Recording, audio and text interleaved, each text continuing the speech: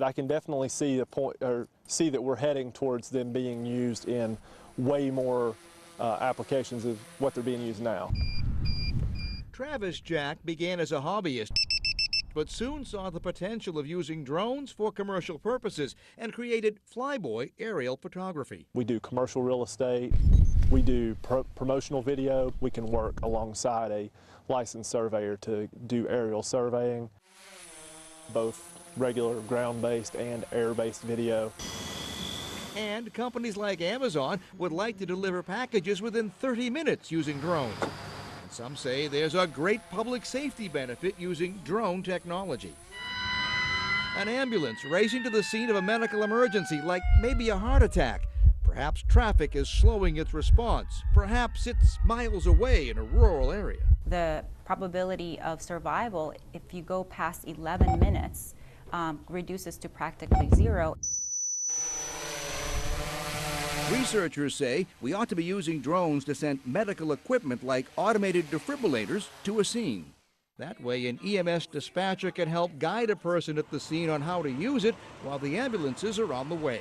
You can very easily imagine if it can carry a defibrillator, it could carry glucose for someone having an a diabetic episode, or an asthma inhaler for someone with asthma.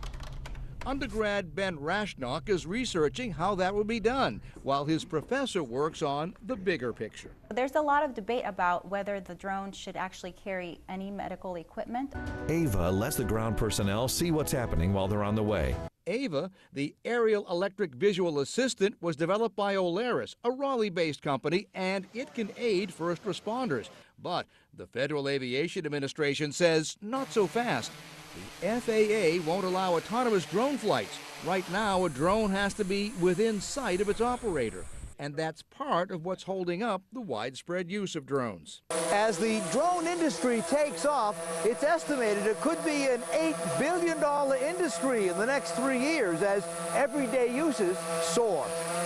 And we're talking about more than just the manufacturers of drones themselves. The industry will need all sorts of support companies, and they'll want to locate near the drone makers. It could potentially mean tens of thousands of new jobs and new additional employment for the state of North Carolina, because when you look outside of the drone or the UAV industry, there's a bunch of auxiliary companies that would need to come along as well. Fears of overcrowded skies and drones crashing into commercial aircraft also have to be addressed. And it's not just the unmanned aircraft we're worried about, it's the manned aircraft and maintaining that separation so that everybody's connected and everybody's sharing what they need to.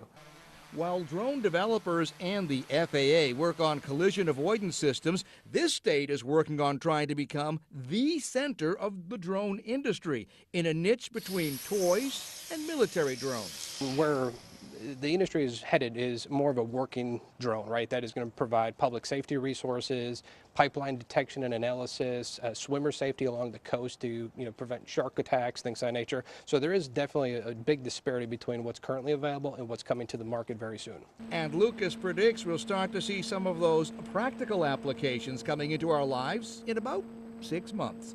In Raleigh, I'm Steve Sprazier, CBS, North Carolina.